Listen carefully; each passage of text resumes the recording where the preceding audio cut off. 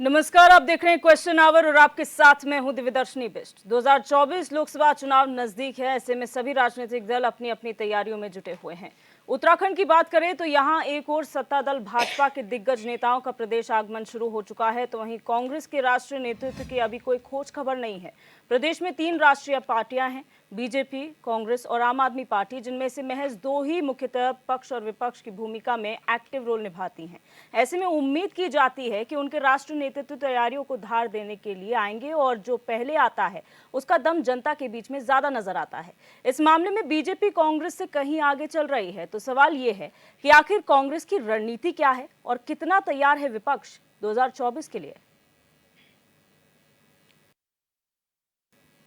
तो आपको बता दें कि आज गृह मंत्री अमित शाह का दौरा है, यहाँ पर बैठकें वो लेने वाले हैं और साथ ही साथ राष्ट्रीय संगठन जो है वो यहाँ पर मजबूती देने के लिए कहीं ना कहीं प्रदेश में आ चुका है और ये सिलसिला आगे भी जारी रहेगा। लेकिन अगर मुख्य विपक्षी दल कांग्रेस की बात की जाए तो कहीं पिछड़ती हुई कांग्रेस नजर आ रही है, क्योंकि सिर्फ बयानों में ही तैयारियां नजर आती हैं, धरातल पर नजर नहीं आ रही हैं। राष्ट्रीय नेतृत्व की बात की जाए तो भाजपा हमेशा अपने राष्ट्रीय नेतृत्व को तवज्जो देती है, उनके राष्ट्रीय नेतृत्व का आगमन यहाँ होता है अपने कार्यकर्ताओं को जो है वो ताकत देने के लिए, मंत्र देने के लिए। लेकिन कहीं ना कहीं कांग्रेस का राष्ट्रीय नेतृत्व पिछड़ता हुआ नजर आ रहा है। इससे पहले हमने देखा था कि कांग्रेस ने कहा था राहुल गांधी की पदयात्रा यहाँ पर होगी, 10 दिनों की ये पदयात्रा होगी, लेकिन कहीं ना कहीं डिले नजर आ रहा है। आखिर क्या वजह है इसके पीछे, ये चर्चा का विषय है। लेकिन आखिर कांग्रेस की रणनीति क्या है या विपक्ष की रणनीति की बात करें, क्योंकि इंडिया गठबंधन जो बना है जिसमें आम आदमी पार्टी, अगर इस प्रदेश की बात की जाए तो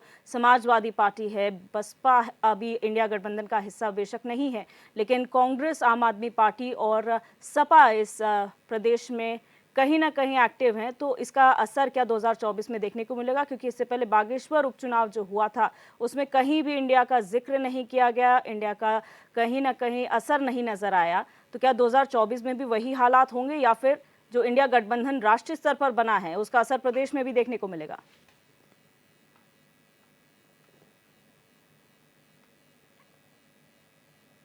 तो आज इसी मुद्दे पर हम चर्चा करेंगे कि आखिर कितनी तैयार कांग्रेस है 2024 को लेकर।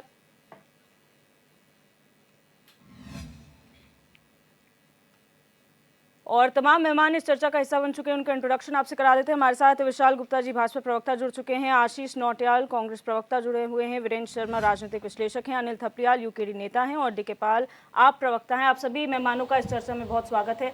सबसे पहले आशीष नौटियाल जी आपके पास आऊंगी। भारतीय जनता पार्टी, आप लोग आरोप भी लगाते हैं कि हमेशा चुनावी मोड में रहती है, आप कटाक्ष करते हैं, लेकिन आप लोग कहाँ हैं सर? निश्चित ही मैडम, हम यहीं हैं और भारतीय जनता पार्टी के जितने भी मुद्दे हैं उसके लिए पूरी गंभीरता से उन मुद्दों को उठा रहे हैं जो जनता के हित के मुद्दे हैं। और अभी जैसे आपने बताया कि भारतीय जनता पार्टी तो लगातार आ रही है, उनके बड़े बड़े नेता आ रहे हैं, पर हमारे नेता नहीं आ रहे हैं। देखिए मैडम, भारतीय जनता पार्टी के नेता इसलिए आ रहे हैं क्योंकि भारतीय जनता पार्टी को डर है, इनकी जमीन खिसक रही है। आप देखिए मैडम, किस तरह से अभी उपचुनाव हुआ था और उपचुनाव में हमें आपके यहाँ डिबेट में बैठे थे और भाजपा के नेता कितना चिल्ला चिल्ला के बोल रहे थे कि इस बार तो हम कांग्रेस की जमानत जब्त कर देंगे, जैसे हमने चंपावत में की थी। क्या आप बताएं, उपचुनाव में 2500 वोट से अगर हम हारे, 2200 वोट से अगर हम हारे हैं, तो क्या ये हार है? ये तो सत्ता का भी दुरुपयोग किया इन लोगों ने। आपको पता है, जब भी कोई सत्ता वाली पार्टी होती है तो उपचुनाव जीतना बहुत मुश्किल हो जाता है अगर पार्टी सत्ता में है। इनके इतने दुरुपयोग करने के बाद आपने देखा, हमारे 50,000 पकड़ लिए, 1 लाख रुपए पकड़ लिए। अरे अगर कहीं 5 आदमी जा रहे हैं तो 50,000, 1 लाख तो होटल्स के खर्चे हैं, वो अपने 4 आदमी मिलकर 1,50,000 ना रखें। तो इन्होंने क्या, कांग्रेस के पीछे पड़ गए, इनके झंडे चले गए, इनके पैसे चले गए और अपने करोड़ों रुपए जो दिल्ली से आ रहे हैं वो सप्लाई हो रहे हैं, कोई चेकिंग नहीं है इनकी। तो ये डर है भारतीय जनता पार्टी का, इसलिए सब चक्कर काटना शुरू कर रहे हैं। और प्रधानमंत्री जी देखें, पिछली बार केदारनाथ से शुरुआत की थी, इस बार जागेश्वर धाम आएंगे। तो इनको लोगों को दिखाना भी है कि देखो हम कितने धार्मिक हैं, उत्तराखंड से हमने अपनी यात्रा शुरू करी है। तो डर भारतीय जनता पार्टी के अंदर है। आज आप डर देखिए मैडम, अगर नगर निगम चुनाव आप टाइम पे नहीं करवाना चाहते, उसको रोक रहे हैं, तो ये आपका सीधे सीधे डर दिखता है, क्योंकि आपको पता है कि आपके मेयर ने क्या काम किया। आपका मेयर खुद इतनी संपत्ति है मामले में, उसके ऊपर कार्रवाई होनी चाहिए थी, पर आपने अभी तक उसके ऊपर भी कार्रवाई नहीं की। तो डर तो हमें आपका दिख रहा है, हमारा कोई डर नहीं है मैडम। भारत कांग्रेस पार्टी पूरी मजबूत है और आपने उपचुनाव में हमारी मजबूती को देख लिया, कितनी मजबूती के साथ हमने चुनाव लड़ा और कितने वोट से हम रहे। और आप देखें, जबकि उत्तराखंड के अंदर कोई गठबंधन ने काम नहीं किया, उत्तराखंड में हमने इंडिपेंडेंट लड़ा। अगर हम गठबंधन की बात करते तो हम जीते हुए थे, लेकिन हमने गठबंधन का कोई काम नहीं करा। और उपचुनाव तो फिर भी मैडम 5-10 हजार वोट भी 20 हजार वोट भी होता फर्क, तो हम मानते कि आपकी ज्यादा है, तो इतना तो कोई फर्क ही नहीं था। 2-2.5 हजार का फर्क, कोई फर्क नहीं होता। और आज देखें अमित शाह जी जो आए हैं, चलो आगे चर्चा करेंगे, अभी आप शुरुआत दौर पूछ रहे हैं जी, तो अभी आगे बात करते हैं। जी विशाल गुप्ता जी, आप किस तरीके से देखते हैं? आप लोग हमेशा चुनावों की तैयारियों में रहते हैं, लेकिन कांग्रेस, जिस तरह से आप कहते हैं कांग्रेस मुक्त भारत, क्या इसी को देखते हुए आपने ये नारा लगाया था? कांग्रेस मुक्त भारत का जो नारा था आज साकार हुआ है वो। और हमारे बड़े लीडर आना जाना, ये नहीं है कि बड़े लीडर अपने एक ऑफिशियली, आज गृह मंत्री जी है वो भारतीय जनता पार्टी के वरिष्ठ नेता है, लेकिन गृह मंत्री भारत सरकार है। उनके ऑफिशियल टूर यहाँ पे 2 जगह एफआरआई में और नरेंद्र नगर में अधिकारियों की बैठकों के साथ होना, और फिर अपने परिवार के बीच में जाना, लोगों से, कार्यकर्ताओं से मिलना, इसमें चुनावी मोड़ क्या है? अपने संगठन में, अपने परिवार में जाकर अपने कार्यकर्ताओं से मिलना, बड़ा अभिभावक के रूप में आशीर्वाद देना, उसको सुझाव देना, उसको सलाह देना, कैसे काम करना है। हमारी संरचना बूथ तक है। कांग्रेस कहां टिकती है हमारे आगे? हमारा बूथ स्तर पे बूथ सत्यापन चल रहा है। कांग्रेस कहां है? कांग्रेस उपचुनाव की बात कर रही थी अभी, इनके पास प्रत्याशी अपना नहीं था, वो किराए पे लाना पड़ा इनको लगता था कि पिछली बार ये प्रत्याशी अच्छा था, इस बार हमारे नंबर बढ़ जाएंगे, इसको लाके खड़ा कर दो। लेकिन हमारे पार्वती जी ने वहां महादेव की धरती पे एक जलवा कर दिया।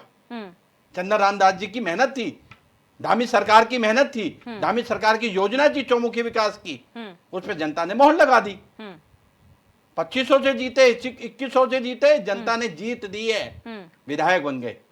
आप कहाँ हो? आपको कार्यकर्ता नहीं मिला भाई, आप कहाँ हो? लेकिन आज मिला, आज भारतीय जनता पार्टी, आज भारतीय जनता पार्टी आने वाले 5 लोकसभा में, आपने वीडियो वायरल किया, 5 लोकसभा में जीतने जा रही है। विधानसभा के अंदर से वीडियो, घबराहट में ना बोलो आप घबराहट में, अभी तो शुरुआत है, आओ सहित ना हो, हमने आपकी बात को काटा नहीं है, आओ सहित ना हो, घबराओ मत। भारतीय जनता पार्टी के कार्यकर्ता होने दम रखकर बात करती है, कार्यकर्ता आधारित पार्टी है भारतीय जनता पार्टी। ठीक है, आप लोग शांत हो जाइए, अभी तो शुरुआत है आशीष जी, अभी तो शुरुआत हुई है डिबेट की। अभी से आप लोग इतने उत्तेजित हो जाएंगे तो फिर कैसे चलेगा? ठीक है, अब मैं आपके पास आऊंगी डीके पाल जी। इंडिया गठबंधन की जब हम बात करते हैं, आप लोगों ने साइलेंट एक समर्थन दिया था, आप लोग ना कुछ बोले थे ना खुल के समर्थन किया था, लेकिन 2024 नजदीक है जिसके लिए गठबंधन हुआ है, क्या इसका असर हमें 2024 में देखने को मिलेगा? नहीं, ये देश को बचाने का गठबंधन है, पहले इस बात को गंभीरता से आप ले लीजिए। और देश की प्रोमिनेंट पार्टीज, प्रमुख पार्टियां, प्रमुख नेता इस इंडिया गठबंधन के साथी हैं, और ये कोई हवा में नहीं है। जैसे भारतीय जनता पार्टी के साथी आप गला फाड़ फाड़ के बात कर रहे हैं, हमारे कार्यकर्ता ये कर रहे हैं, वो कर रहे हैं, आप करिए भाई, आपकी पार्टी है, कौन मना कर रहा है आपको? लेकिन क्या आप मेरे उत्तराखंड की बेटी उस अंकिता भंडारी के लिए सीबीआई की जांच पर कुछ कर रहे हैं? क्या आप, अभी 23 साल हो गए हैं, 23 साल से भी ज्यादा हो गए हैं, 23 साल तो राज्य बने हो गए, हमारे कई साथी रामपुर तिराहे पर अपनी जान दे चुके हैं, शहीद हो चुके हैं, क्या आज तक उनको न्याय मिला है? आज तक भी भारतीय जनता पार्टी ने उनको उस मुद्दे को सीबीआई को सोचने का, देने का काम सोचा है अभी तक?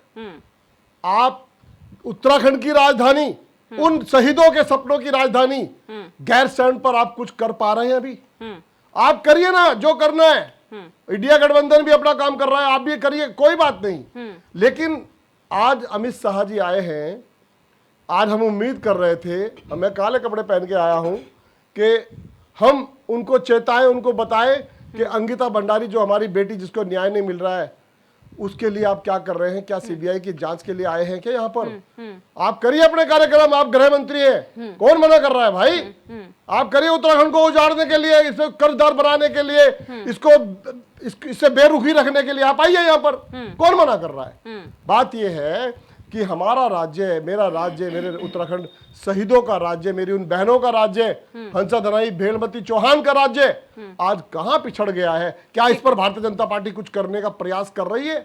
क्या खाली बूथ बनाई जा रही है? कार्यकर्ताओं को केवल जो है ना वो प्रोग्राम दिए जा रही है? आप दीजिए भाई, आपकी पार्टी है, आपको मुबारक है उस बात के लिए, पर दिल रो रहा है उत्तराखंडियों का, आत्मा रो रही है। हम सोच रहे हैं कि आखिर उत्तराखंड बना किस लिए था? क्या उत्तराखंड के द्वार शिक्षा के खुल गए, मजबूत हो गए? क्या आज हमारे अस्पताल, हमारी बहन है जो 20-20, 25-25 किलोमीटर नीचे के गांव से ऊपर शहर में जब अपना इलाज कराने आती है, रास्ते में ही परेशानियां खड़ी हो जाती है, मृत्यु हो जाती है, क्या उसके लिए कुछ किया है अभी तक? ऐसे ही चिल्ला चिल्ला करके बोल देना, ये सिर्फ और सिर्फ राज्य के लोगों का अपमान है। ठीक है, और मैं देखिए कहना चाहता सवाल हूं, पूछ लेंगे क्योंकि आज सवाल यही है कि विपक्ष जो आप सवाल उठा रहे हैं, विपक्ष उन सवालों के खिलाफ कितना मजबूत 2024 में होने वाला है, उस पर भी आएंगे। अनिल थपलियाल जी, ये तो रही राष्ट्रीय पार्टियों की बात। आप यहाँ पर जो है राज्य की पार्टी हैं और क्षेत्रीय पार्टी हैं, आप 2024 को किस तरीके से देखते हैं अपने नजरिए से? चाहे कांग्रेस हो, आम आदमी पार्टी हो, इंडिया गठबंधन अलग है, आपका क्या रुख है इस पर? जी जी जी जी दिव्य सिंह जी, मैं आपको एक चीज़ स्पष्ट करना चाहूँगा। ये लोकतंत्र की प्रक्रिया है और लोकतंत्र में एक बहुत बड़ा वो होता है, लोकसभा चुनाव हो चाहे विधानसभा चुनाव हो, किसी पे उनका आना स्वाभाविक है कि राज्य में उनका उनकी सरकार है, केंद्र में उनकी सरकार है, तो आना जाना लगा रहेगा। पर सवाल इस बात का उठता है 2014 से लेकर के 2019 तक कि अगर मैं इनके कार्यों पर प्रकाश डालूं तो क्या ये जो आगमन हो रहा है बड़े दिग्गजों का, वीआईपीज मूवमेंट्स हो रही हैं, क्या इन पे भी चर्चा होगी? जो बेरोजगार लोग थे जिन पे इन्होंने लाठियां बांधी हैं, जो जेल के अंदर भेज दिए, क्या जब मंच पे आएंगे ये तो या चुनावी स्टंट, केवल चुनावी भाषण होंगे या इन पे भी चर्चा होगी? क्या आपदा पीड़ित जो जोशीमठ में इतने लोग प्रभावित हुए हैं और चमोली डिस्ट्रिक्ट का जो प्रकरण रहा है उसमें, या आपदा से जो लोग पलायन हुए हैं, क्या उस पर कोई चर्चा होगी? दूसरा, जो 3000 गांव 9 नवंबर 2000 से लेकर आज तक खाली हुए हैं, वीरान पड़े हुए गांव, क्या उन पे कोई चर्चा होगी? उन गांवों पे कुछ, उन गांवों को पुनः पुनर्जीवित करने के लिए, पुनर्वासन करने के लिए कुछ इनके पास चर्चाओं के लिए कुछ होगा? कुछ ऐसी सौगात लेके आएंगे कि पुनः लोग अपने जगह पे चले जाएं?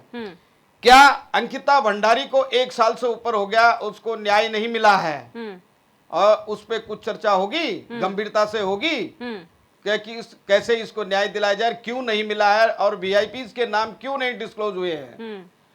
अब रहा सवाल इनका, जो जब से सरकार बनी है तब से लेकर अभी तक जो इनके इतनी उपलब्धियां नहीं होंगी जितने इनके घोटाले हैं, क्या उन घोटालों पे मंच पे चर्चा होगी?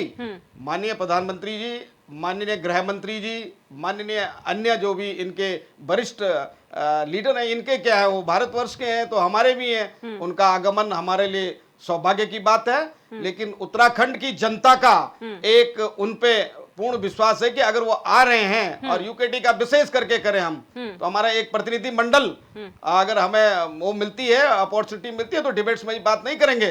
जब तक अमित शाह जी यहाँ पे हैं, गृह मंत्री जी और माननीय प्रधानमंत्री जी को हम मिलेंगे और स्थानीय मुद्दों को उनके सामने रखेंगे कि 14 साल से तुम्हारी एक सरकार, केंद्र सरकार है और 15 साल क्या नाम है, 5 साल 7 साल से आपकी राज्य सरकार है, डबल इंजन की सरकार है। आपने डबल इंजन की सरकार होते हुए भी राज्य के विकास में कितने प्रतिशत दर गति विकास की रखी है? आज माननीय मुख्यमंत्री जी क्या नाम है अपना उत्तर प्रदेश के, वो आए हैं, तो जिस दिन राज्य का शपथ समारोह हो रहा था उसी दिन उनकी राज्य 2-3 दिन बाद उत्तर प्रदेश सरकार का भी हुआ था। उनकी प्रदेश की गति सीमा देखिए, उत्तराखंड की देखिए, जमीन आसमान का फर्क है। तो कुछ सीखना चाहिए। आ रहे हैं तो हमारे कहने का मतलब कोई आपत्ति नहीं है, लेकिन अगर कुछ सौगात जो केवल मंदिर, मठों, धर्म और धर्मों से लेकर के आपने चर्चाएं करनी है, तो मेरे ख्याल 2024 का जो चुनाव है ठीक है। वो बहुत गंभीर परिस्थिति से इनको निपटना पड़ेगा। ठीक है। अगर ये इन चर्चाओं पे जो मैंने गिनाई है योजनाएं, भारत सरकार राज्य सरकार की जितनी योजनाएं हैं कितनी धरातल पे हैं, अगर इन पे भी ये चर्चाएं करते हैं ठीक है। महिला सशक्तिकरण को लेकर के, पलायन को लेकर के, विशेषकर ज्वलनशील मुद्दा हमारे पास जो था वो यूकेडी का था, वो भू कानून को लेकर के है। क्या इस पे चर्चाएं होंगी? ठीक है, देखना ये है। और वीरेंद्र शर्मा जी, आपका राजनीतिक एनालिसिस क्या कहता है? ये तो राजनीतिक दलों के अपने आरोप प्रत्यारोप हैं, उनकी क्या तैयारियां हैं, लेकिन आपको क्या लगता है कि विपक्ष अभी सत्ता पक्ष के सामने कहां पर है तैयारियों के लिहाज से? देखिए दिव्यदर्शिनी जी, मैं इस यात्रा को अमित शाह जी की दो नज़रिए से देखता हूँ। एक तो वो एक सरकार के गृह मंत्री है, भारत सरकार के गृह मंत्री है, उनके कुछ सरकारी कार्यक्रम भी है। और दूसरा देखिए, बीजेपी का एक बहुत अच्छा तरीका ये हमें लगता है कि बीजेपी कोई भी चुनाव हो, अभी तो लोकसभा चुनाव जो 24 में होने वाला है, उसकी तैयारियों में बीजेपी काफ़ी समय से पहले तैयारियों में जुट चुकी है। वो बूथ लेवल पे जाके अपने कार्यकर्ताओं को समय समय पर जागृत करते रहते हैं। इनके चाहे राज्य स्तर के नेता हो, चाहे वो राष्ट्रीय स्तर के नेता हो। तो अमित शाह जी का दौरा और साथ में योगी जी का दौरा, अगर आप इन दोनों को एक चुनावी एंगल से देखें तो ये डेफिनेटली उनका एक तरीका है और एक उनका एक टारगेट है आगामी चुनाव को लेके कि अभी सेम टाइम पे दोनों ही कद्दावर नेता अगर प्रदेश के अंदर है, जैसे हमारे सीएम धामी जी अपना बद्रीनाथ और केदारनाथ की यात्रा को लेते हुए साथ में और देहरादून में कल वापसी करेंगे, तो इन सब चीज़ों के पीछे अभी अमित शाह जी तो आज अभी मीडिया प्रभारियों के साथ भी अपनी कुछ बैठक भी आयोजित करने जा रहे हैं। तो अपने हर मंडल स्तर के सभी पदाधिकारियों के साथ भी इनकी बैठक चलते रहती है। तो उनका ये एक चुनावी कार्यक्रम तो होता ही है साथ में, परंतु वो अपने कुछ सरकारी कार्यक्रमों की वजह से भी प्रदेश में उनका आगमन है। परंतु जो इनकी टाइमिंग जो ये बिठाते हैं, जो कार्यक्रम बनाते हैं, वो बिल्कुल ठीक है कि वो उनका एक मोटिव वो भी है कि 24 में हमारा आगामी चुनाव है। उनका टारगेट है कि हम तीसरी बार यहाँ हैट्रिक बनाएं और 5 की 5 लोकसभा सीटें हमारे खाते में जाएं। और जैसा कि देश भर का परसेप्शन अब इंडिया गठबंधन को लेके, देखिए विपक्षी पार्टियों का अपना अपना कहना है और मैं कहता हूं कि विपक्ष को भी इसी तरीके के प्रोग्राम्स करने चाहिए। सबको मिलकर के सिर्फ नाम देना, गठबंधन सिर्फ उजागर करना और एक आधी दो मीटिंग्स आप आपस में बड़े नेताओं की कर देना, इंडिया गठबंधन का अलायंस की घोषणा कर देना ही काफी नहीं है। आपको बूथ स्तर पे जाके अपना संयोजन बनाना पड़ेगा और आपस में तालमेल बनाना पड़ेगा अगर आपने बीजेपी को 2024 के चुनाव में मात देनी है। इसमें आप लोगों को मिलकर काम करना, मुझे तो ऐसा दिखता नहीं है कहीं पे भी। आप देखिए, एक बात बताइए, इंडिया गठबंधन को हम तब एकत्रित मानते अगर वो इस वक्त जो अभी आगामी चुनाव कुछ राज्यों में है, छत्तीसगढ़, मध्य प्रदेश और आपके राजस्थान में, तो वहां तो इस तरीके का तालमेल हमें देखने को नहीं मिल रहा है। तो ये सब चीजें लैकिंग है। अगर आप देखें इसको एक पॉलिटिकल एनालिस्ट के तौर पे अगर मैं बात करूं तो ये एक बहुत लैकिंग है विपक्ष के लिए। तो विपक्ष को मिलकर के आगे आना चाहिए, चाहे वो किसी भी उसमें आपका जो भी संयोजन है, जो भी आपके आपस में गठबंधन है, उस तरीके से आपको जमीनी स्तर पे अपना तालमेल बनाना पड़ेगा, तभी जाके आप इनको टक्कर दे सकते, वरना ये नाम का नाम रह जाएगा। ठीक है, आशीष नौटियाल जी, सवाल जवाब अपनी जगह, क्योंकि सत्ता पक्ष है इसलिए सवाल पूछना लाजमी है, लेकिन आप लोग विपक्षी, मुख्य विपक्षी दल हैं, राष्ट्र केंद्र नेतृत्व में भी और यहाँ पर भी। आपको क्या लगता है कि आप इस तरीके से छुपी तरीके से अगर कोई रणनीति बनाएंगे, जनता के सामने नहीं लाएंगे, मीडिया के सामने नहीं लाएंगे, तो आखिर उजागर कैसे होगा विपक्ष? मैडम, अभी आपने चुनाव देखा, उस चुनाव में भी सबने यही बोला था कि इनका तो पूरा संगठन हम लेके आ गए, इन पे तो कार्यकर्ता नहीं है, इन पे संगठन नहीं है, सब कुछ बातें हमने सुनी। उसके बाद भी हम देखिए किस तरह हमने चुनाव लड़ा। इतने कम समय में हमने जो तैयारी करी और आपने तो हमारा प्रत्याशी उठा के ले गए। आप कह रहे हो कि इनके अरे आप तो हमारा प्रत्याशी एंड वक्त उठा के ले गए, और आपने कहा प्रत्याशी भी ले गए, हम पंचायत भी ले गए, ये भी ले गए, कितनी बातें करी। आप इनका पूरा संगठन खत्म हो गया, कुछ नहीं है, कुछ नहीं है, तो वोट ऐसे फ्री में पड़ गए। कैसे वोट पड़े हमें? वोट तभी पड़े जब कांग्रेस पार्टी का संगठन, और कांग्रेस एक विचारधारा है। कांग्रेस कोई कॉर्पोरेट कंपनी नहीं है आपकी तरह कि आपने कंपनी की तरह ये भी बना दिया, वो भी बना दिया। अच्छा आशीष जी, एक छोटा सवाल इसी से, क्योंकि आपने बोला कि यहाँ पर आप हमारा प्रत्याशी ले गए, ऐसा कांग्रेस के साथ ही क्यों होता है? 2016 में आप ही के लोग गए बीजेपी में, अब भी आप ही का प्रत्याशी गया बीजेपी में। जब आपकी विचारधारा इतनी स्ट्रांग है तो लोग टिक क्यों नहीं पाते आपकी विचारधारा के साथ? देखिए, भारतीय जनता पार्टी एक सबसे बड़ी राजनीतिक बेईमान पार्टी है।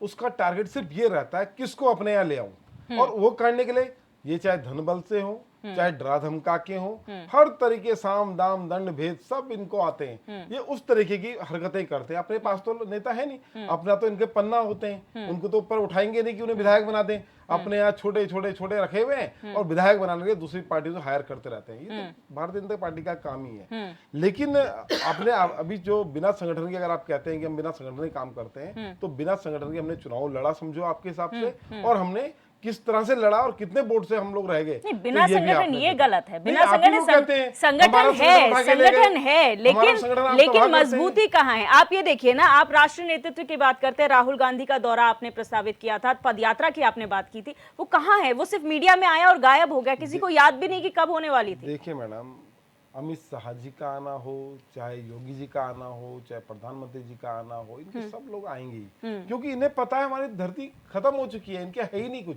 ये तो आएंगे ही, इनको तो अपनी जगह आपके बनानी कब है। आएंगे? आपके कब आएंगे? मैडम, हम पूर्ण मजबूत हैं, हमें अपने लोकल जो नेतृत्व है उस पर भी पूरा विश्वास है, और शीर्ष नेतृत्व पर विश्वास है। शीर्ष नेतृत्व को जहां लगता होगा हम कमजोर हैं, वहां जरूर शीर्ष नेतृत्व जा रहा है। उन्हें जिस दिन लगेगा हमें उत्तराखंड में आना चाहिए, वो उत्तराखंड में आएंगे। इनकी तरह हम डरे हुए थोड़ी हैं कि डर के मारे भागते फिर रहे कि कैसे ये 5 सीट तो बचा लो उत्तराखंड की, नहीं तो ये भी चले जाएगी। यूपी तो इनको दिख रहा है। यूपी में आप देखें, यूपी में अगर पहले नंबर की पार्टी अगर किसी को माने तो वो तो सपा ही है, जो वहाँ इतना अच्छा जिसका वोट परसेंट है। अब सपा है, बसपा है, वहां की तो क्षेत्रीय पार्टियां हैं। दोनों कहाँ हैं? दोनों कांग्रेस पार्टी के साथ हैं। हम लोग मिलके काम कर रहे हैं। तो अब इनको पता है कि भैया ये जो इनको जो क्या कहते हैं तोड़ो और राज करो जो कहावत है ना, वो भारतीय जनता पार्टी की है कि इस पे भी फूट डालो, इस पे भी फूट डालो, सब पे फूट डालो और हम निकल जाएंगे। तो यानी कि इतनी पुरानी पार्टी में बहुत आसान है फूट डालना, ये आप कह रहे हैं कि इतनी पुरानी पार्टी आप लोग हैं और इतनी आसान पार्टी है, अब सच मुश्किल है। झूठ बोला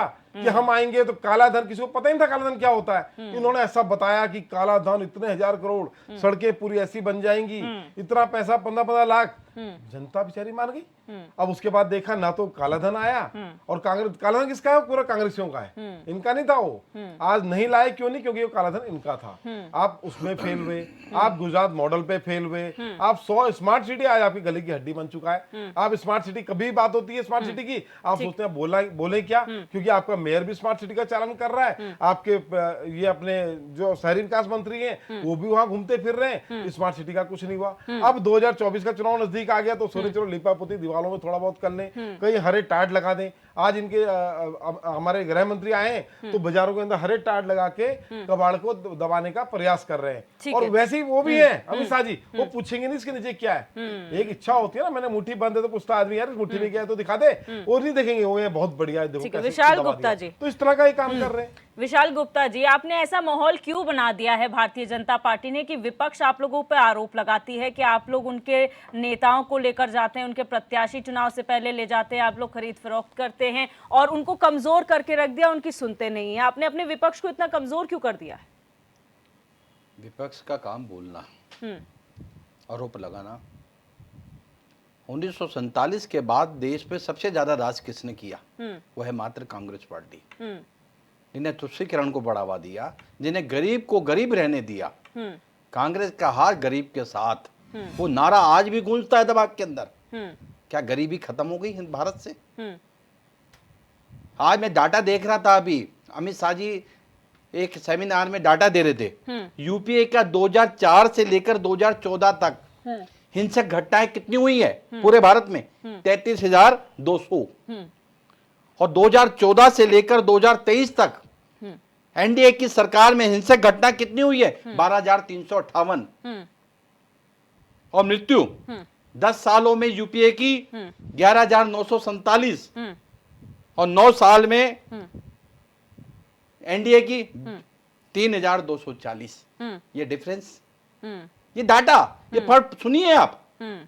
और आप कह रहे थे कि मोदी जी आ गए, केदारनाथ जी, जागेश्वर धाम, अरे कमाऊ के मानस खंड बनाकर सारी धार्मिक स्थलों को एक यूनिट से जोड़ना। और आज मैं पढ़ रहा था सुबह, 46,49,000 श्रद्धालुओं ने चारों धाम के दर्शन करे। इतिहास रचने का काम किया। ये किसने करा? उन्होंने रचा, आपने थोड़ी रचा। वाह भाई वाह, वाह भाई वाह, वाह भाई वाह, वाह भाई वाह, बड़े अच्छे। सरकार अच्छा काम करे तो सरकार ने नहीं करा, वो वैसे हो गया। वाह, 2013 में घटना हुई आपके सामने है, उसका जोनाधार करा भारतीय जनता पार्टी ने, वो अपने आप में हो गया। वाह भाई वाह, हर गरीब का खाता बैंक में खोला आपने, करा राष्ट्रीयकरण। वाह भाई वाह, है मुद्रा बैंक में गरीब को खाते हमने दिए, लोन हमने दिया, आपने रोकने का काम आप करते हैं। वाह वाह, आवाज देने का काम गरीब को किसने किया? उज्ज्वला के माध्यम से करोड़ों कनेक्शन किसने दिए? मुद्रा के माध्यम से लोन किसने दिया? रेहड़ी पटरी वालों को रोजगार के साधन किसने किसने करा? कौशल विकास किसने किया? अभी चुनाव की तैयारी, आयुष्मान भारत किसने दिया? 5 लाख का कार्ड बनाया नहीं था, अरे 5 लाख का और उत्तराखंड सरकार ने आराम से, ऐसे सुनाई नहीं देता। आप लोग आंकड़े रखिए, आंकड़े रखिए, ठीक है, कोई भी आंकड़े रखिए, छोड़ा। ठीक है। आशीष जी, विशाल जी, ठीक है, आप दोनों आराम से आप लोग अपने आंकड़े रखिए, क्योंकि जनता आप लोगों को सुन रही है, वो सुनना चाहती है 2024 की तैयारियां जानना चाहती है। परिवार, 23 लाख परिवार उत्तराखंड के, लेकिन विशाल जी, मेरा छोटा सा सवाल आपसे, ठीक है आशीष जी, एक मिनट। विशाल जी, मेरा आपसे छोटा सा सवाल है। एक समय था जब हम देखते थे, चाहे पक्ष हो या विपक्ष हो, वो इस तरीके से काम करता था कि कहीं भी होते थे, कम से कम विपक्ष तो ये बात कहता था कि सत्ता पक्ष ने हमारी बात सुनी है, सत्ता पक्ष के साथ बैठ के हमने मुलाकात की है, वो हमारी बातों को आगे लेकर जा रहे हैं। लेकिन अब वो समय कहीं पीछा छूटते जा रहा है। चाहे कांग्रेस की कई सरकारें हों, वहां बीजेपी प्रॉब्लम फेस कर रही है, जहां बीजेपी की सरकारें हैं वहां विपक्ष प्रॉब्लम फेस कर रहा है। आखिर क्या वजह मानते इतना बदलाव राजनीति में? कोई बदलाव नहीं है, राजनीति में पारदर्शिता हो गई है। भारतीय जनता पार्टी ने सिद्ध कर दिया है, एक वोट से सरकार गिराने वाली अटल बिहारी वाजपेयी जी की, आज वो नहीं होगा। आज भारत की जनता समझ गई है वो किसने गिराई, किसने पैसे उठा दे, किसने पैसे उठा दे, बताइए आशीष जी, बताइए ना। आराम से आप दोनों आप अपने घरवान में जाके देखिए, आप अपने घरवान में मम्मी बेटे की सरकार नहीं चलेगी, मम्मी बेटे की सरकार नहीं चलेगी, प्रजातंत्र की सरकार चलेगी। देश का चाय बेचने वाला प्रधानमंत्री बना है, आपके पेट में मरोड़े पड़ रहे हैं। आज गरीब का बच्चा प्रधानमंत्री बना है, आपके पेट में मरोड़े पड़ रहे हैं। आपकी सोनिया गांधी, आपका राहुल बाबा, केवल गांधी परिवार चलेगा। 140 करोड़ लोग समझ चुके हैं। ये हमारे लोकतंत्र की खूबसूरती है कि कोई भी व्यक्ति, चाहे कितना ही छोटे से छोटे बैकग्राउंड का हो या बड़ा सा बड़ा आदमी, वो इस देश का प्रधानमंत्री बन सकता है। ये हमारे लोकतंत्र की इजाजत भी है और खूबसूरती भी। डी के पाल जी, आपके पास आऊंगी। आपने बागेश्वर उपचुनाव में बहुत साइलेंटली प्ले किया, आपने कहा 2024 के लिए है। क्या 2024 में भी आप लोग कांग्रेस को समर्थन देंगे या यहाँ पर आप लोग अपने ही तरीके से चुनाव लड़ना चाहेंगे? देखिए, ये जिस बात को आप कह रहे हैं, ये विषय हमारे शीर्ष नेतृत्व का है, जो गठबंधन का प्रमुख हिस्सा है, और वो तय कर रहे हैं। उनकी तमाम समितियां, 10 तरह की समितियां बन चुकी है। समन्वयक समिति अलग बनी है, चुनावी गठबंधन में क्या किसकी पार्टिसिपेशन होगी, कौन किस, जो हमारे प्रवक्तागण होंगे वो किस प्रकार से होंगे, 10 तरह की समितियों का गठन हो चुका है।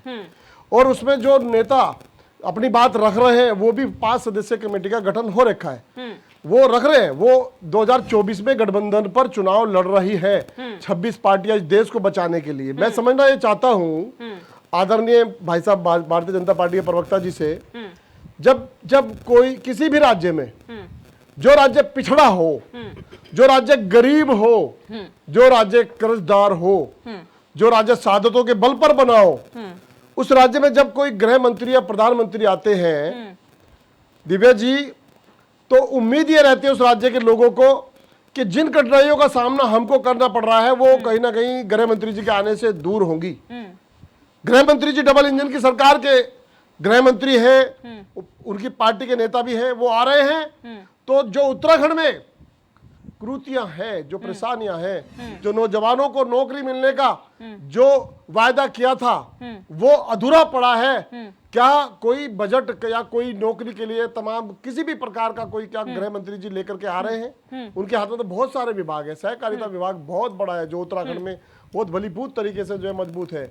यहाँ बहुत सारे कार्य जो उसके माध्यम उस संस्था के माध्यम से होते हैं। लेकिन डीके पाल जी, एक छोटा सा सवाल मेरा आपसे, आप राष्ट्रीय दल हैं, आपको बहुत जल्दी इतने कम समय में एक राष्ट्रीय पार्टी का दर्जा मिल गया है, आपको नहीं लगता जब बागेश्वर उपचुनाव था, चलिए वहां पर क्षेत्रीय मुद्दे उठाए जा सकते थे, लेकिन जब एक राष्ट्र का चुनाव होता है, आम चुनाव होता है, तो उसमें राष्ट्र के मुद्दे इंपॉर्टेंट होते हैं और चेहरा इंपॉर्टेंट होता है। आप लोगों का अभी तक कोई चेहरा नहीं है और आप लोग समय क्यों लगा रहे हैं इतना कि आएगा, डिस्कशन हो रहा है, जबकि बीजेपी के पास चेहरा है ऑलरेडी? देखिए आगे आगे देखिए होता है क्या, कहते हैं ना कब सर, कब? कि हाथ आंगन को आरसी क्यार, पढ़े लिखे को फारसी क्या, आप समझ लीजिए बात जी। मैं ज्यादा नहीं बोलना चाहता, जिस बात को हमारे नेता बोलते हैं मैं नहीं बोलना चाहता। बहुत छोटा सा कार्यकर्ता हूँ अपनी पार्टी का, अनुशासित हूँ मैं। ये कब से भारतीय हुए आप जनता पार्टी अनुशासित? के कार्यकर्ताओं की तरह हम अनुशासनहीनता नहीं करते कहीं बैठ करके।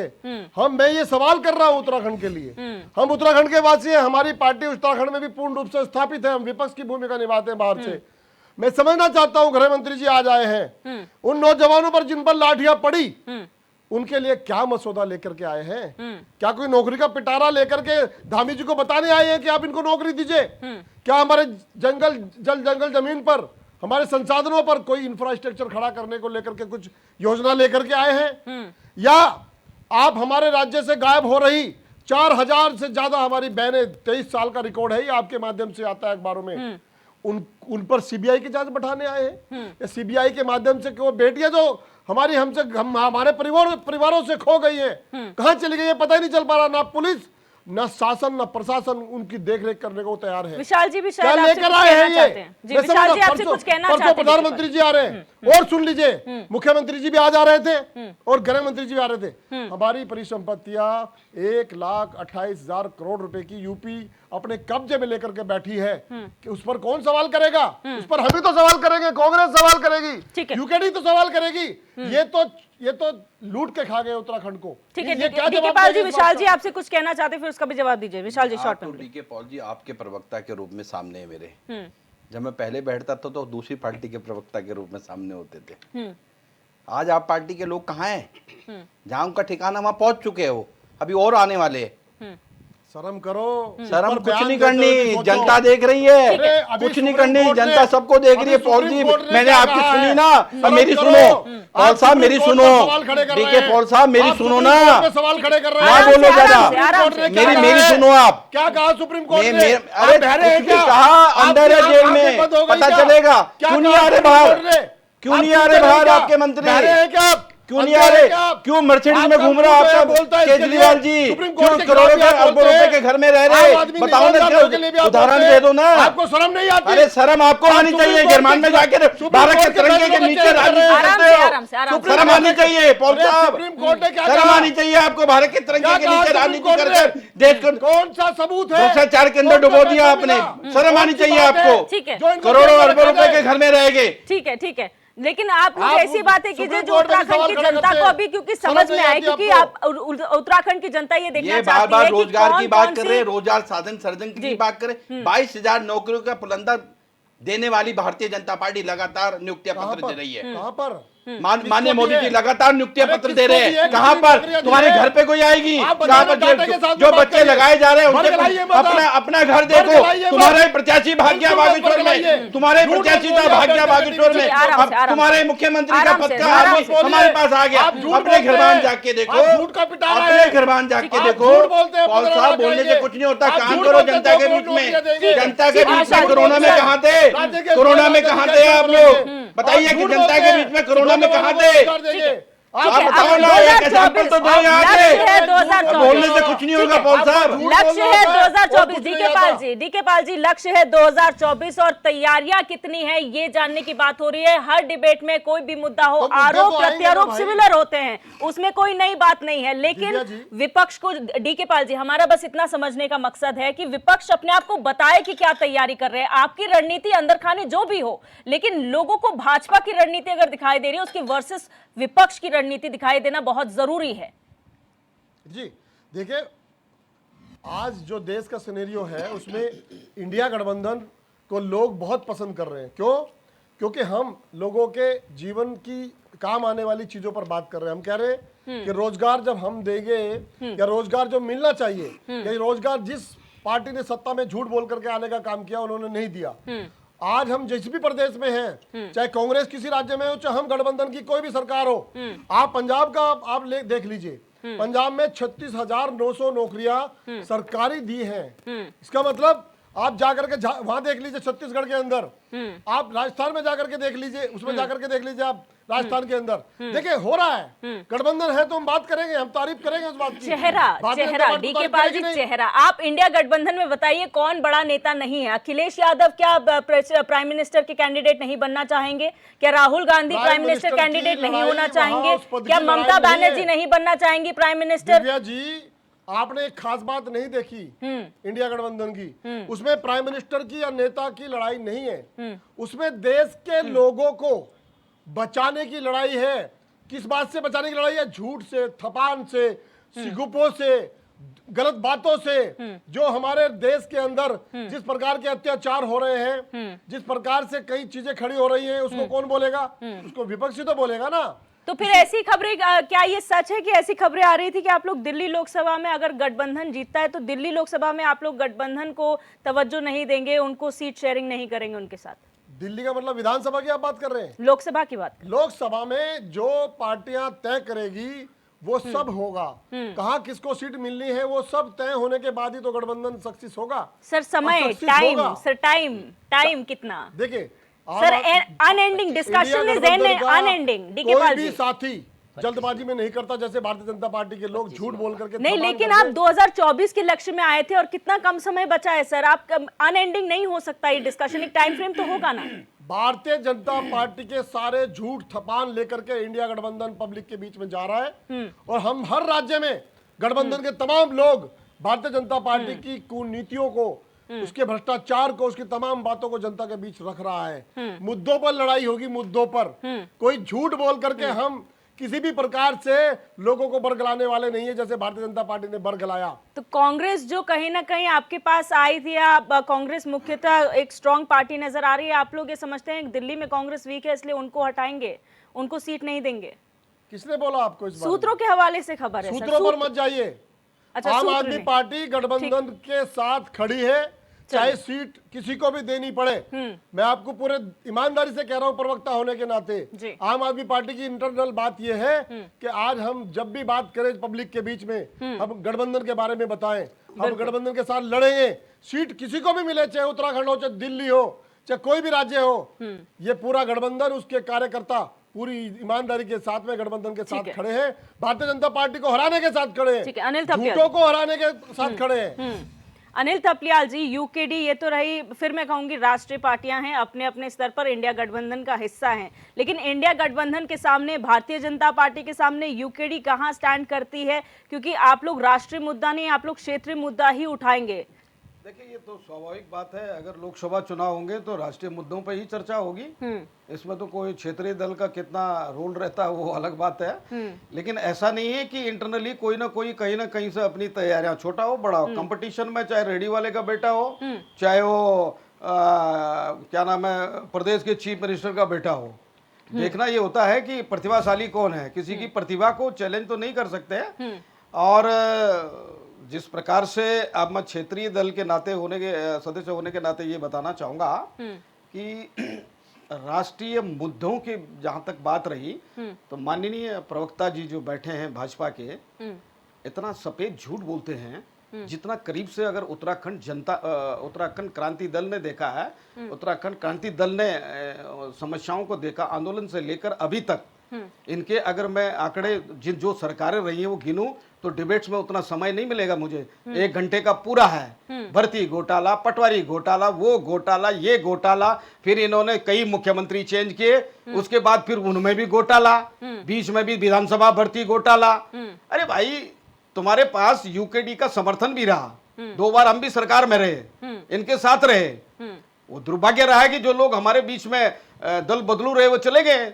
ठीक है, आज यूकेडी अपने को स्टैंड कर रही है। अभी तो हमारी कार्यकारिणी की बनी हुई है। 16 तारीख ये पैतृक क्या बोलते हैं, पितृ प्रसाद के होने के नाते हम कुछ नहीं कर पाए। लेकिन अब हमारी जब 16 अक्टूबर को हम लोग क्या करेंगे, कैसा करेंगे, हमने कहा ना, एक अभी मैंने आपको कहा कि राष्ट्रीय चुनाव को लेकर के, लोकसभा चुनाव को लेकर के हमारी चर्चाएं इंटरनल चल रही हैं। तो हम क्षेत्रीय दल हैं, तो हम सभी मर्यादाओं को ध्यान में रखते हुए चलेंगे। राष्ट्रीय दलों की मैं बात नहीं करता, चाहे कोई भी दल हो। राष्ट्रीय दलों में कांग्रेस और भाजपा की मैं विशेष बात करूं तो इनको लोग केवल कांग्रेसी और भाजपा ही कहते हैं, और यूकेडी को लोग उत्तराखंडी कहते हैं, क्योंकि हम मूलभूत जल जंगल पानी ये हमारा स्लोगन रहा है और इस पे हमने लड़ाई लड़ी है, लड़ते रहेंगे।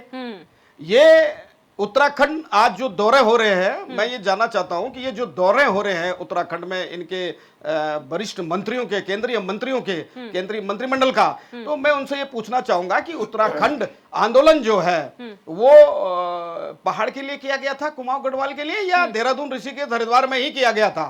ये बताइए। आप पिथौरागढ़ जाएंगे तो धर्मस्थल का निर्माण करेंगे, आप बद्रीनाथ जाएंगे, आप केदारनाथ जाएंगे, केवल धर्मस्थलों का ही निर्माण के लिए थोड़ी हमने उत्तराखंड राज्य का गठन किया था। इसके साथ 2 राज्यों का गठन और हुआ था। अगर याद हो प्रवक्ता जी, भाजपा के माननीय प्रवक्ता जी को, छत्तीसगढ़ और झारखंड का, एक ने 14 राज्य बढ़ाए, एक ने 9 राज्य बढ़ाए। इन्होंने एक इकाई नहीं बढ़ा पाए। क्या डेवलपमेंट किया इन्होंने? क्या डेवलपमेंट किया 12 साल में? बहुत शॉर्ट में जवाब दे दीजिए, फिर मैं राजनीतिक विश्लेषक 10 साल का औद्योगिक पैकेज देने वाली भारतीय जनता पार्टी तो सरकार अटल जी ने दिया था। आप- किसने वापस लिया? मैंने सुना आपकी बात, भूगोल मैंने आपकी बात सुनी, मैंने आपकी बात सुनी ना, मेरी सुनो आप। जानते हैं आप धार्मिक स्थलों की बात करें, धार्मिक से राजस्व नहीं मिलेगा, धार्मिक स्थलों से बढ़ाने से राजस्व नहीं मिलेगा।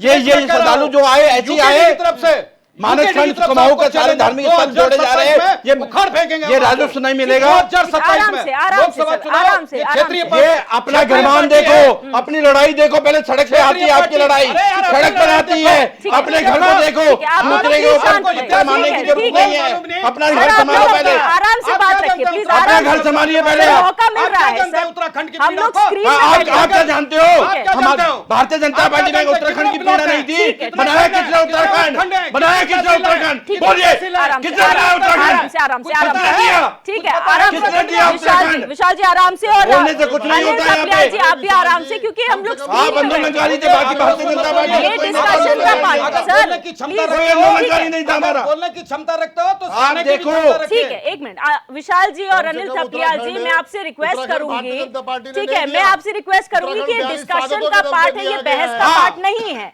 ये बहस का पार्ट नहीं है, ना लड़ाई की वो बात है। लेकिन जब रण में आप लोग, बोलने की क्षमता ये रखते लड़ाई माननीय चुनावी बस। रण में दिखनी चाहिए सैनिक- सर, ये लड़ाई चुनावी रण में सैनिक दिखनी की चाहिए, क्षमता डिबेट्स भी में रखिए। नहीं, डिबेट्स में नहीं दिखनी चाहिए इस तरीके की लड़ाई, ये चुनावी रण में अच्छी लगती है। ठीक है वीरेंद्र शर्मा जी, हम बात करते हैं, विपक्ष की बात करते हैं, विपक्ष में इंडिया गठबंधन भी आ गया है, लेकिन जब हम बात करते हैं चेहरों की, अभी बात हो रही है कि अंदर रणनीति बन रही है, डिस्कशन हो रहा है, हम सामने आएंगे, लेकिन कब आएंगे? समय बहुत कम है हमारे पास। यही बात मैं कर रहा हूँ दिव्या जी। काफ़ी समय से देखिए हमारे अलग अलग पार्टी के प्रवक्ताओं को अपनी बात रखने का पूरा अधिकार है। वो अपनी पार्टियों की बात सरकार के ऊपर आरोप प्रत्यारोप लगाना उनका वो एक काम है, परंतु विषय आज का ये नहीं है। विषय ये है कि आगामी चुनाव को लेकर अलग अलग पार्टियों की तैयारियां क्या है। बीजेपी आज अगर इनके कद्दावर नेताओं का आज उत्तराखंड में मूवमेंट है तो इसको लेके हमारी चर्चा है। तो देखिए डिबेट को दूसरी ओर नहीं ले जाना हमें, हमारा कहना ये है, वही हम विपक्ष से बार बार कह रहे हैं, हम देखो हम इंडिया गठबंधन के विरोध में नहीं है। मेरा कहना ये अच्छी बात है, एक स्ट्रॉन्ग विपक्ष अगर आप तैयार कर रहे हैं सरकार खिलाफ लड़ने के लिए तो आप बिल्कुल करिए। आप देखिए लोकतंत्र उतना हेल्दी होता है जितना स्ट्रांग विपक्ष होगा। बिल्कुल। लेकिन इस विपक्ष में हमें उसकी स्ट्रेंथ नजर नहीं आ रही है। किस वजह से नजर नहीं आ रही है, मैं कह रहा हूं ना, अभी तक इन्होंने अपना कोई चेहरा घोषित नहीं किया। जनता किसको दे वोट? क्या वो राहुल गांधी को अपना भावी प्रधानमंत्री माने, या ममता बनर्जी को माने, या नीतीश कुमार जी को माने, या अरविंद केजरीवाल जी को माने? किसको माने? जनता तो कंफ्यूज है। अगर मान लो इनका समर्थन जो जनता करना भी चाहती होगी, वो किस चेहरे को लेके चले?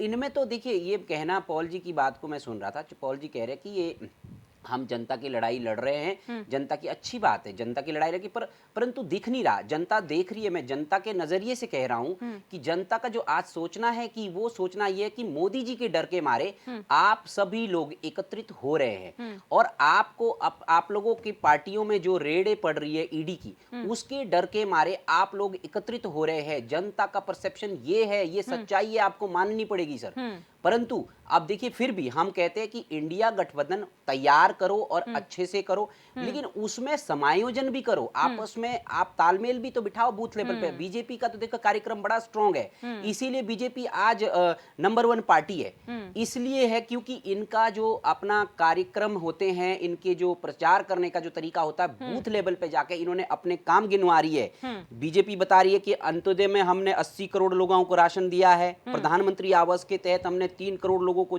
घर दिए हैं, 11 से 12 करोड़ लोगों को हमने कम से कम जल से नल दिया है, नल से जल दिया है, 100% घरों में बिजली पहुंचाई है। ये काम गिना रहे हैं ना, घर जाके, घर घर जाके। आप क्यों नहीं कर रहे? आपको भी तो ये प्रोग्राम करने चाहिए। आपने एक देखिए, कांग्रेस इसमें सबसे बड़ी अहम भूमिका निभाती है। एक पुरानी पार्टी है, देश की सबसे पुरानी पार्टी है, और सम्मानित पार्टी भी है, नो डाउट। इसमें लीडर बहुत अच्छे अच्छे हैं, परंतु कांग्रेस के लिए तो मेरा सवाल ये है कि कांग्रेस जो भी कार्यक्रम करती है वो अधर में छोड़ देती है। अब जैसे हम पीछे भारत जोड़ो यात्रा, राहुल गांधी जी का बहुत अच्छा एक इनिशिएटिव प्रोग्राम था, और काफी सारे लोग उनसे जुड़े थे, परंतु उन्होंने आधे में जाके क्यों छोड़ दिया उस प्रोग्राम को? अभी आप ही कह रहे थे कि आगामी आने वाले कुछ दिनों में राहुल गांधी का एक प्रस्तावित प्रोग्राम था उत्तराखंड में 10 दिनों की पद यात्रा, परंतु उसका अता पता नहीं है। अब कब करेंगे? आपके पास 5 महीने भी नहीं रह रखे। अब आप सही तरीके से देखें तो 5 महीने भी आपके पास तैयारियों के लिए नहीं रखे।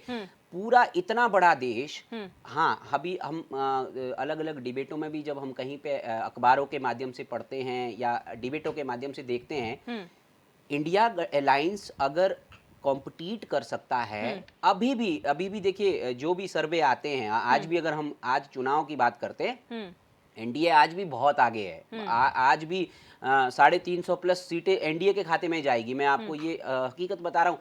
थोड़ा सा बंगाल में जाके बीजेपी का एक थोड़ा सा नकारात्मकता यह है कि बीजेपी ने जो आवाज बंगाल में अपनी उठाई थी वो आजकल कुछ धीमी नजर आती है, और वहां बीजेपी को नुकसान भी होगा इस बात का। देख लीजिएगा, पिछले लोकसभा चुनाव में उन्होंने 18 सीटें जीती थी, अब मुझे नहीं लगता कि 10-12 सीटों से ज्यादा बीजेपी, क्योंकि वहां देखिए, वहां का जो चुनावी मेन फैक्टर होता है, वहां मेन फैक्टर होता है वायलेंस। वायलेंस पे वहां चुनाव लड़ता है। वहां जितने भी जो भी वहां पे छुटमुट घटनाएं होती है, उसमें अगर कोई पार्टी उन लोगों के साथ, आवाम के साथ खड़ी रहती है। अब वहां की आवाम तो देखो, कुछ दिनों बीजेपी ने उस ज्वाला को जला के रखा, लेकिन बाद में वो एकदम फुस हो गई। विधानसभा चुनाव के बाद देखिए बीजेपी वहां ऐसा लगता है जैसे गायब सी होगी। क्यों? ये बीजेपी का भी एक वो है, नेगेटिव पॉइंट है। बाकी राज्यों में भी बीजेपी का थोड़ा बहुत लॉस होता है इंडिया गठबंधन के बनने से, परंतु मेरा इंडिया गठबंधन के लिए सजेशन ये है कि इंडिया गठबंधन अपने आगामी प्रोग्रामों को तय करे, किसके साथ तय करे। मुझे तो अभी भी, मैं आपको सच्चाई बताऊं, डीके पॉल जी पता नहीं किस विश्वास के साथ कह रहे हैं कि हम तो बिल्कुल इस गठबंधन के अहम हिस्सेदार है, परंतु मुझे अभी भी डाउटफुल स्थिति लगती है कि केजरीवाल जी, अगर केजरीवाल जी के ऊपर ईडी की आंच या गाज गिरती है भविष्य में, तो मुझे तो लगता है पार्टी डगमगा सी जाएगी। अभी भी वो संजय सिंह जी की गिरफ्तारी के बाद उनके स्टेटमेंट, क्योंकि उधर पंजाब में भी एक कांग्रेस के एक नेता को गिरफ्तार करवाया था आम आदमी पार्टी ने, तो वहीं पे इनकी लड़ाई आपस में हो गई थी। तो ये थोड़े से ऐसे पेचीदे क्वेश्चन है जो इनको इनके आंसर्स निकालने होंगे। ठीक है। ये ये करना समय होगा। की कमी है मेरे पास, मैं सबके पास फाइनल कमेंट के लिए जाऊंगी और सबसे पहले आशीष नौटियाल जी अपने शॉर्ट में फाइनल कमेंट दीजिए कि तैयारियों के बारे में अब क्या सोचा है आप लोगों ने शॉर्ट। देखिए मैडम, इंडिया गठबंधन के आने से मैं जो आपको पहले भी बता चुका हूँ, भारतीय जनता पार्टी के होश उड़ चुके हैं। इंडिया गठबंधन इतनी मजबूती के साथ चल रहा है। अरे आप इंडिया का नाम ही बदलने लगे। पहली बार ऐसा कोई प्रधानमंत्री देखा जो इतना डर गया हो, जो अपने देश का ही नाम बदलने को तैयार हो गया। तो ये हमारे इंडिया गठबंधन की देन है। तो भारतीय जनता पार्टी पूरी डरी हुई है। और मैं आपको बताऊं, भारतीय जनता पार्टी ने टारगेट दिए हैं अपने लोगों को कि जितने कांग्रेसी तोड़ के लाओगे आपको उतना सम्मान मिलेगा। ये पार्टियों को तोड़ने का काम कर रहे हैं। दूसरा मैडम, ये अभी बता रहे थे, हमारे गुप्ता जी बता रहे थे, भारतीय जनता पार्टी प्रवक्ता जी, कि हमने गरीबों को अमीर बना दिया। ये बात है कि तुम 300 रुपए का सिलेंडर देके अगर 1200 रुपए कर दिया और आप सोचते हो उसे अमीर बना, अमीर नहीं बना उससे वो बेचारा और गरीब बना है। वो बेचारे की रोटी कम हो गई है, वो कम खाना खा पा रहा है। इससे अमीर नहीं बनते कि आपने महंगाई बढ़ा दी तो अमीर बन गया। आप रोजगार देने में फेल हुए हैं। लेकिन फिर भी मैं फाइनल कमेंट है, कम बोलना है तो मैं आपको बताऊं, इंडिया गठबंधन ने भारतीय जनता पार्टी की नींद उड़ा रखी है और उससे साफ साफ दिखता है। और नगर निगम चुनाव को उत्तराखंड अंदर पीछे ले जाने का जो ये साजिश कर रहे हैं, इसलिए कर रहे हैं कि नगर निगम चुनाव भारतीय जनता पार्टी हार रही है। ठीक है, और विशाल गुप्ता जी शॉर्ट में, बहुत शॉर्ट में फाइनल कमेंट आपसे चाहूंगी। भारतीय जनता पार्टी अपने कार्यकर्ताओं के दम पर 2024 की 500 लोकसभा हैट्रिक लगाने के लिए पूरे जनता के बीच में जाकर अपनी योजनाओं के बल पर जीतने जा रही है। बिल्कुल, डीके पाल जी शॉर्ट में फाइनल कमेंट सर। न सूत न कपास लट्ठम लट्ठा, भारतीय जनता पार्टी का आचरण लोग समझ गए हैं। देश में इनके खिलाफ हवा चल पड़ी है। ये जिस प्रकार से ईडी का और इस तरह का इस्तेमाल कर रहे हैं, इनको सुप्रीम कोर्ट की झाड़ लगने के बाद भी ये नहीं समझ पा रहे। जनता बड़े तरीके से 2024 में चोट मारेगी और भारतीय जनता पार्टी के झूठे वादे, जिस प्रकार से ये तानाशाही, जिस प्रकार से ये कुकर्म कर रहे हैं, भ्रष्टाचार कर रहे हैं, वो सब खुल के आएगा, बारी बारी से खुल के आएगा। इसलिए कहना चाहता हूँ, इंडिया गठबंधन, ये इंडिया गठबंधन केवल नाम का नहीं है। इंडिया को बचाने के लिए इन तमाम देश के प्रमुख दलों ने इस गठबंधन को बनाया है और हम पूरी ताकत के साथ में भारतीय जनता पार्टी की पोल खोल करने का काम कर रहे हैं और इनको सबक भी सिखाएंगे। अनिल थपलियाल जी सर फाइनल कमेंट शॉर्ट में। जी जी जी, मैं अंत में यही कहना चाहूँगा कि आरएसएस जड़ है और भाजपा जो है वो फल है। तो जो काम इन्होंने 2014 से लेकर अभी तक किए हैं, यदि इनके पास वो टैरिफ कोई भी पैरामीटर अगर जनता के सामने रखें, उसमें अगर सक्षम होंगे, सफल हुए होंगे, तो निश्चित तौर पे कि 2024 में कुछ अपेक्षाएं रखें। नहीं तो जिस प्रकार के ये केंद्र सरकार, राज्य सरकार, ये जो मैंने गिनाई अभी जितनी चीजें, अगर इनको जनता गंभीरता से लेगी तो 2024 में कहीं ना कहीं इनको विषम परिस्थिति का सामना करना ही पड़ेगा। जी वीरेंद्र शर्मा जी फाइनल कमेंट। देखिए, मेरा सभी विपक्षी पार्टियों से एक ही सुझाव है विपक्षी पार्टियों के लिए कि वो अपना जनता के असली मुद्दों को उठाए और उसके लिए अपनी पूरी तैयारियां करें और आपस में समायोजन करें, और ताकि आप चुनाव को उस तरीके से कॉम्पीट कर पाए 2024 में और अपना एक चेहरा और चर्चित चेहरा एक घोषित करें। उसी से आपका भला होगा, और अगर लोकतंत्र में एक विपक्ष मजबूत है तो देश का भी भला होगा। बिल्कुल, आप सभी मेहमानों का इस चर्चा में जुड़ने के लिए बहुत बहुत शुक्रिया। आज हमने चर्चा की कि कितनी तैयार कांग्रेस है, लेकिन अगर कांग्रेस की बात की जा रही तो बात विपक्ष की भी आती है। और चुनाव का मजा तभी है जब पक्ष विपक्ष दोनों ही मजबूती के साथ चुनाव लड़ें, क्योंकि अगर कोई भी एक कमजोर होता है तो दूसरी की जीत बहुत अच्छी नहीं लगती है। तो अब देखना ये होगा कि जो इंडिया गठबंधन है उसका कितना असर इस प्रदेश में देखने को मिलेगा, और कांग्रेस और अन्य विपक्षी दल 2024 के लिए क्या तैयारी भाजपा के अगेंस्ट करते हैं। बहरहाल क्वेश्चन आवर में मेरे साथ बस इतना ही। आप देखते रहिए HNN 24/7, जुनून सच दिखाने का।